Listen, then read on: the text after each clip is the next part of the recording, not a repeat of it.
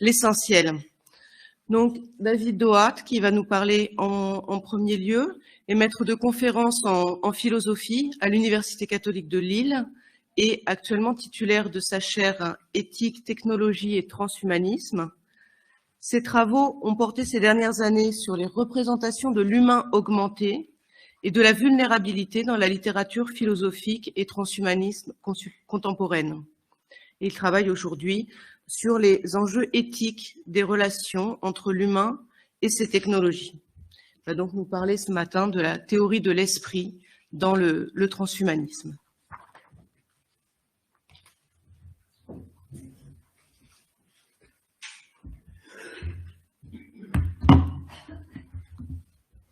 Merci beaucoup, Laurence. Je voudrais d'abord remercier un tout grand merci aux organisateurs de ce magnifique colloque. Je suis vraiment impressionné du programme et de la richesse des contributions et des angles d'approche de cette question de l'âme. Alors très modestement, je vais vous proposer une réflexion au sujet de la théorie de l'esprit au sein du transhumanisme. Au fond, qu'est devenue l'âme dans la pensée transhumaniste? Vous allez voir qu'on n'en parle pas beaucoup en fait. J'y reviendrai à la fin de mon intervention pour suggérer une réhabilitation de cette notion d'âme par un biais, par une approche particulière. Au niveau de mon intervention,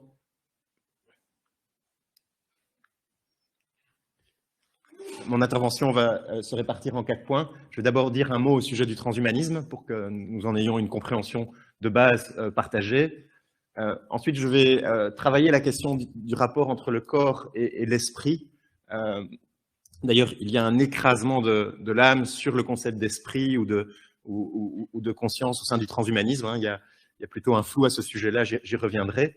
À travers l'expérience ou la thématique du mind uploading ou du téléchargement de l'esprit dans la pensée transhumaniste, j'explorerai les 2 fondements métaphysiques de la conception transhumaniste du rapport du corps et de l'âme, du corps et de l'esprit, et la théorie de la personne qui est sous-jacente à cette idée d'un possible téléchargement de l'esprit dans la pensée transhumaniste. Et je terminerai par une conclusion, retrouver l'âme au temps de son éclipse. Alors un mot au sujet du transhumanisme. Le transhumanisme, c'est un mouvement philosophique et culturel qui prône l'amélioration de la nature humaine par le biais des sciences et des techniques. C'est une définition très, très courte, très basique, mais qui capte de façon assez juste l'idée générale du transhumanisme. Alors le transhumanisme, c'est un courant philosophique qui est récent. Ses fondateurs aiment à le situer dans des périodes très anciennes, à remonter dans les siècles, mais en tant que courant de pensée constitué, organisé, institué avec ses acteurs, ses sympathisants, sa doctrine. C'est un courant qui est né en fait dans la fin des années 1980. Il y a des premiers penseurs précurseurs dans les années 60, mais c'est véritablement avec notamment la figure particulière qu'est Max O'Connor, un philosophe britannique, que le transhumanisme institué comme mouvement effectif naît en Californie. Max More, qui s'appelait autrefois Max O'Connor, qui a décidé de changer de nom à un moment donné, après avoir créé l'Extropy Institute, a véritablement structuré la réflexion autour du transhumanisme comme courant de pensée dont on parle aujourd'hui, en s'étant installé en Californie et en fondant également aussi une industrie de cryonie qui vise à permettre à des personnes peut-être d'être réveillées, ressuscitées, je dirais par les moyens de la technique et des sciences, le jour où les moyens scientifiques et techniques seront disponibles, ce qui est un acte de foi et une sorte de pari qu'effectue Max More, mais toute une industrie de la cryonie qui s'est développée en Californie, aussi en Russie et dans différents pays et qui attire d'ailleurs un certain nombre de clients. Alors, 30 ans après sa création, le mouvement transhumaniste est devenu international et de nombreux thèmes transhumanistes se sont ancrés dans le débat public. Alors, le transhumanisme naît aussi dans le contexte de la contre-culture américaine, du développement de la pensée cybernétique, de la cyberculture, du développement du web, avec un ensemble d'idées, d'attentes, d'engagement aussi de la jeunesse dans ce nouveau mouvement culturel qui prône une forme de libération et de développement de la liberté à travers la recherche de soi dans les nouvelles technologies et dans ce monde numérique naissant.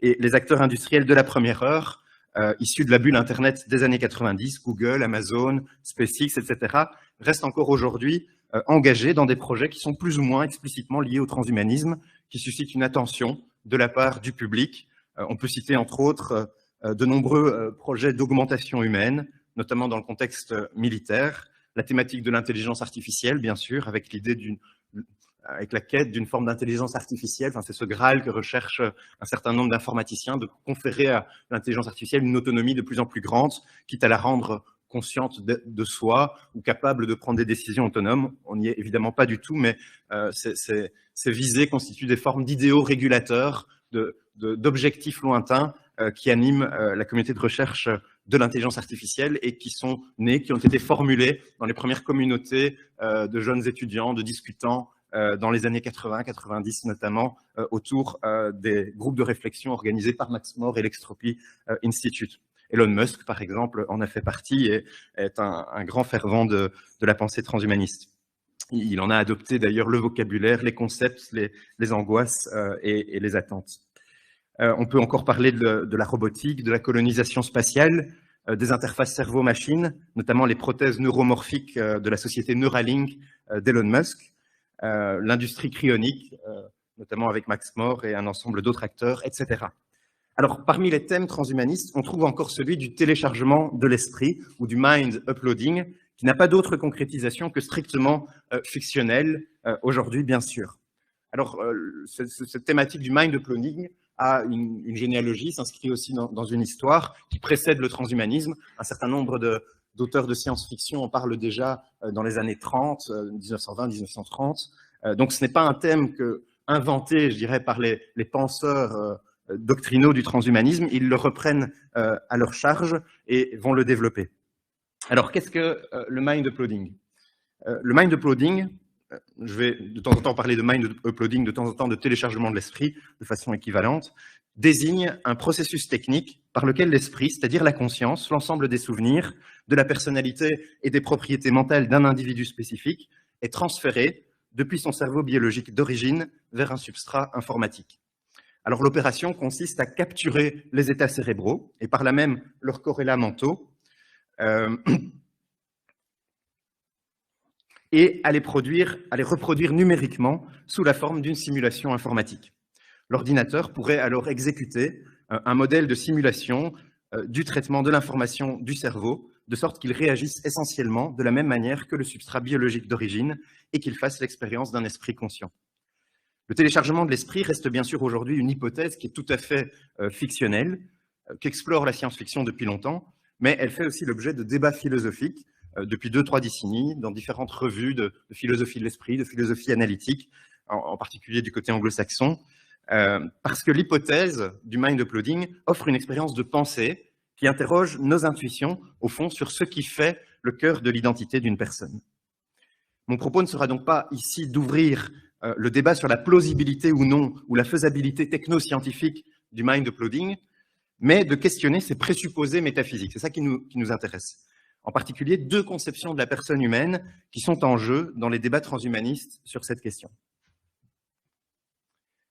Dans son ouvrage majeur « Reasons and Persons », le philosophe britannique Derek Parfit, qui est décédé en 2017, l'un des philosophes analytiques les plus importants de sa génération, on le compare souvent à John Rawls dans le champ politique, pour ce qu'a fait Derek Parfit dans son champ à lui. Derek Parfit, dans cet ouvrage essentiel, propose un scénario autour d'une technologie très proche du mind uploading, la téléportation. Voilà ce que nous dit Derek Parfit dans son ouvrage, la page 240 de mémoire. Imaginons, dans un futur hypothétique, qu'une personne sur Terre, appelons-la Théodule, décide de se téléporter sur Mars.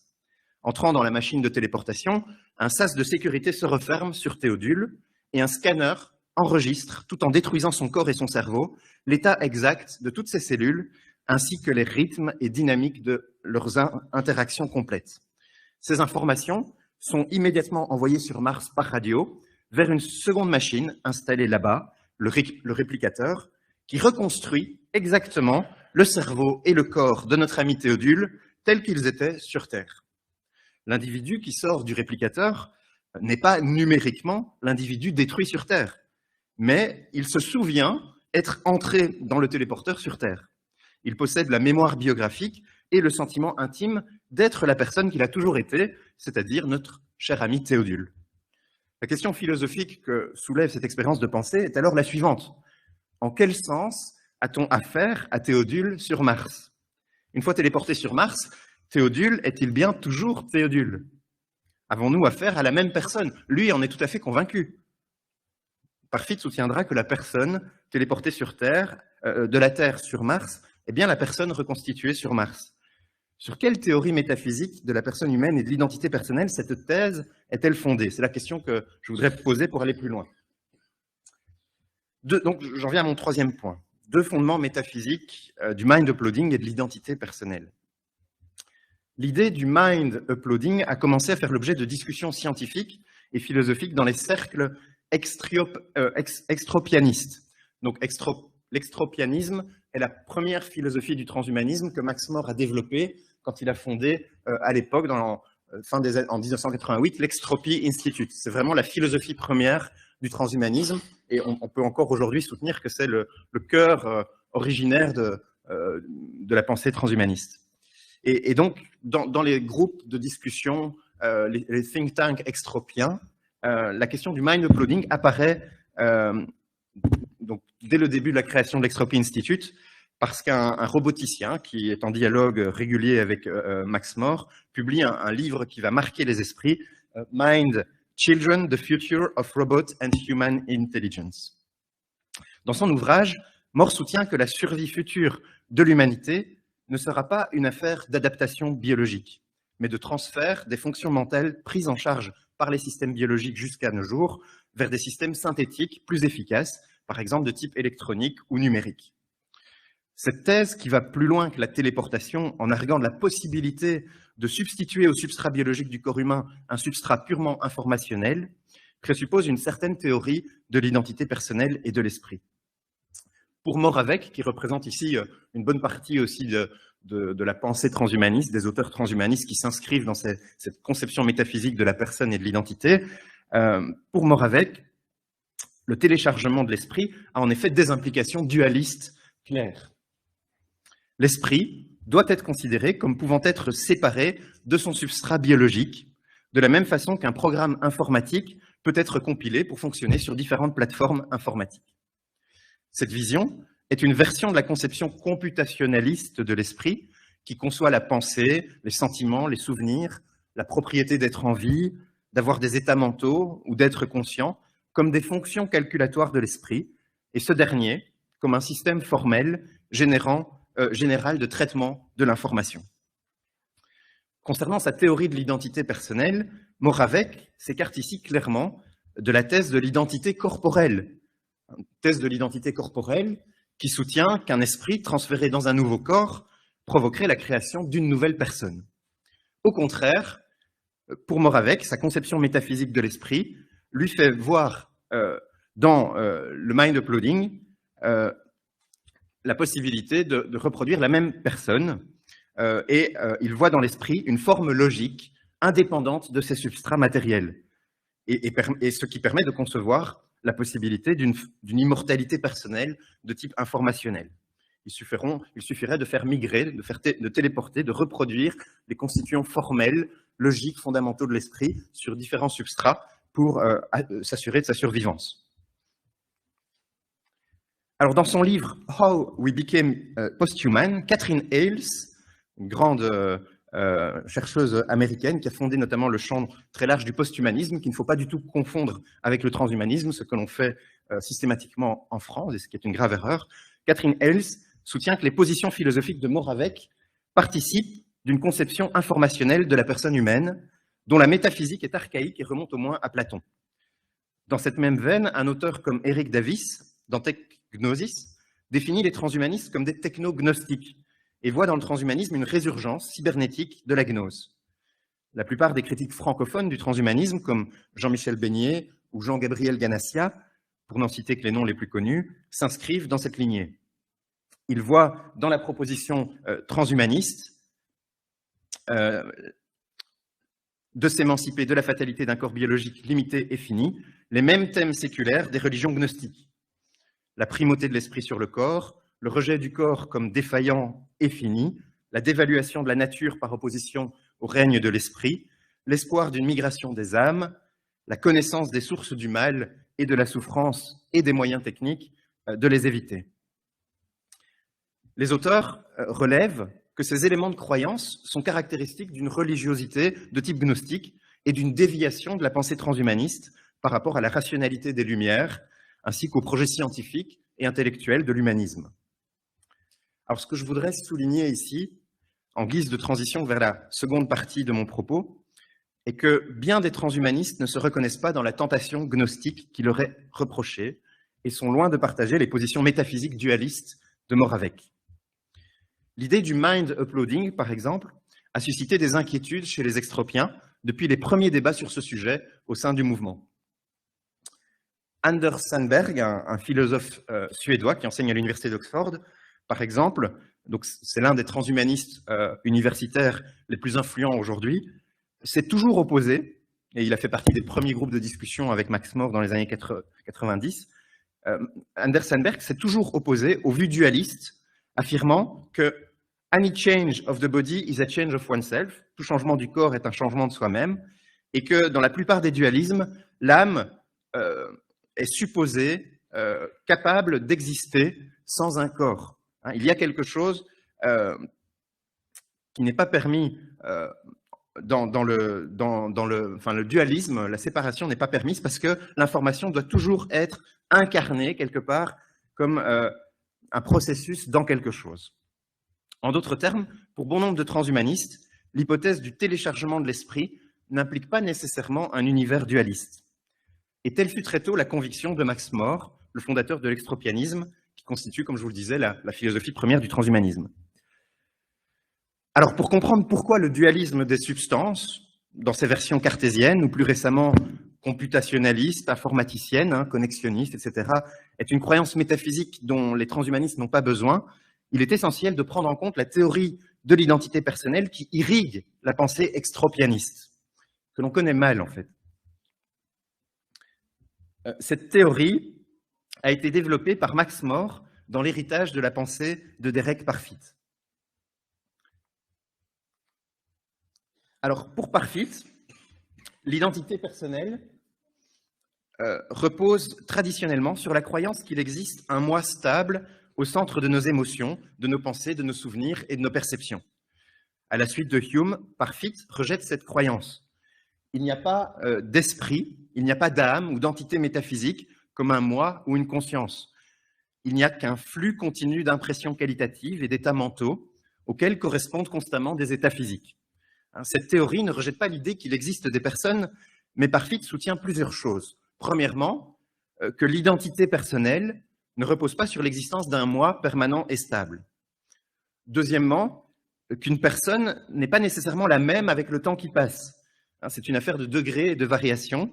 Ce qui fait la continuité de la personne dans le temps n'est pas qu'elle soit identique à elle-même, mais qu'il y ait moyen de relier de façon plus ou moins étroite les événements physiques et mentaux de l'individu que j'étais à un certain moment du temps avec ceux qui font ce que je suis aujourd'hui ou ce que je serai plus tard.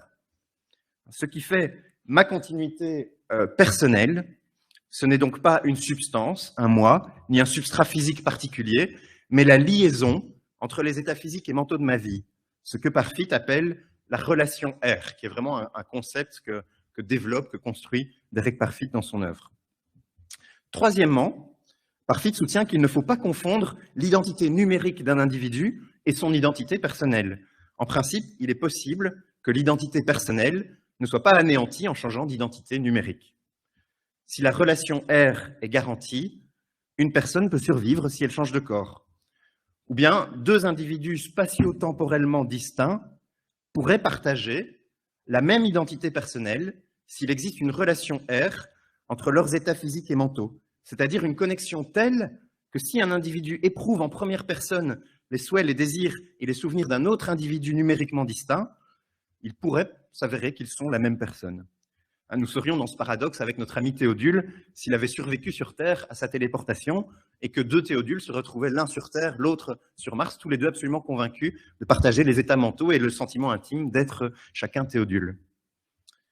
Alors certes, on n'est plus exactement la même personne si on change de corps. Ça, Parfit le reconnaît tout à fait, mais est-on encore exactement la même personne quand 10 années nous séparent d'une version de nous-mêmes beaucoup plus tôt, etc. Le corps biologique, pour Parfit, dans son argumentation, n'est pas une condition sine qua non de la continuité de l'identité personnelle dans le temps. C'est un élément vraiment important, mais il ne faut pas l'absolutiser. Alors, au plan métaphysique, la théorie de l'identité personnelle de Parfit ne relève ni d'un matérialisme réductionniste, qui nous conduirait à dire « je ne suis que mon corps », ni du dualisme des substances, qui nous conduirait à dire « je ne suis pas du tout mon corps », mais plutôt de la théorie du double aspect et d'une ontologie relationnelle.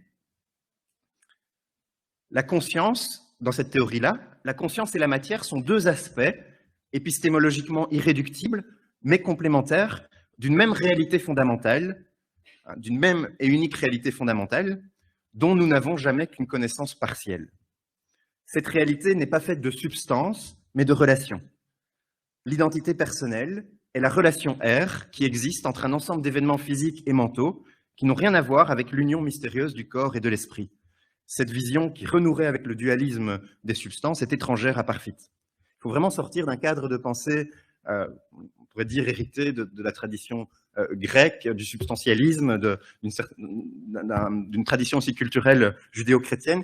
Parfit essaye vraiment de sortir de ces cadres, de ces catégories, pour repenser la personnalité et l'identité. Alors, dans sa thèse de doctorat intitulée « The Diachronic Self Identity Continuity Transformation », Max More, fondateur du transhumanisme primitif, l'extropianisme, s'approprie la théorie de l'identité personnelle de Parfit et de ce fait échappe au piège du dualisme du corps et de l'esprit. Hors de question, en effet, pour More, de dénigrer le corps au profit de l'esprit, mais pas question non plus de sacraliser l'identité numérique d'un individu quand l'identité personnelle ne s'y réduit pas. En s'appuyant sur la théorie de l'identité personnelle de Parfit, l'hypothèse du téléchargement de l'esprit apparaît métaphysiquement possible pour More, sans qu'il soit nécessaire pour autant de concéder au dualisme des substances. À travers le mind uploading, une causalité technique peut copier et reproduire des événements physiques et mentaux. L'opération causale constitue dans ce cas une médiation technique qui préserve la continuité de la relation R dans le passage d'un substrat physique à un autre. J'en viens maintenant à ma conclusion. Indéniablement, et je propose ici de ramasser dans un premier temps l'essentiel de nos acquis, puis de défendre l'idée d'un retour de l'âme au temps de son éclipse. Indéniablement, les spéculations transhumanistes au sujet du mind uploading interrogent notre conception humaniste classique de la personne humaine et de son identité. La métaphysique dualiste de type fonctionnaliste de Hans Moravec s'approprie les catégories humanistes du corps et de l'âme, l'âme étant identifiée à l'esprit humain, au contenu de la vie mentale et située en corrélation avec son substrat physique, le cerveau. Pour Moravec, la personne humaine s'identifie à sa vie mentale, laquelle est une fonction du cerveau qui peut s'instancier sur d'autres substrats de nature physique ou virtuelle, de la même façon qu'un software peut se réaliser à partir de différents hardware. Une partie de la pensée transhumaniste s'expose ici à la critique humaniste, qui décèle dans sa propre tradition de multiples résurgences de la pensée gnostique. Le mind uploading traduirait alors un refus du corps biologique et un idéalisme éhonté, en présupposant que l'esprit n'est qu'une manifestation des processus physiques et électrochimiques à l'œuvre dans le cerveau, sous la forme d'un ensemble de fonctions algorithmisables et reproductibles sur des supports non biologiques à même d'opérer les mêmes opérations. Mais le transhumanisme de Max More et des extropianistes s'appuie sur une métaphysique de la relation qui récuse ce dualisme des substances et les catégories humanistes classiques du corps et de l'âme. Cette métaphysique est très intrigante. Elle ne nie pas l'existence des personnes, mais elle défend l'idée que l'identité personnelle repose sur une continuité psychologique qui n'est pas nécessairement limitée à l'identité numérique d'un individu. Des opérations techniques, comme le mind uploading, qui remplacent un corps par un autre, pourraient en effet constituer des causes qui maintiennent une connexion continue entre les événements physiques et mentaux, qui font l'expérience personnelle, que cette expérience implique un unique corps ou traverse plusieurs d'entre eux de nature biologique, synthétique ou virtuelle. Cette seconde métaphysique, qui inspire l'extropianisme, la philosophie du transhumanisme, pose à mon avis de sérieuses questions à l'humanisme. Dans un monde où nous sommes de plus en plus bridés à des appareillages techniques, où nos techniques que nous produisent en retour tout autant, le transhumanisme trouve dans la théorie de l'identité de Parfit et de son disciple Max More une conception souple, non substantialiste et évolutive de la personne humaine qui permet de lui associer ses prolongements ou ses substitutions techniques. Quelles sont les limites, les intérêts et les risques éthiques d'une telle conception de la personne humaine? Un humanisme renouvelé à l'ère des neurosciences et de l'IA doit-il s'opposer à cette métaphysique de la relation?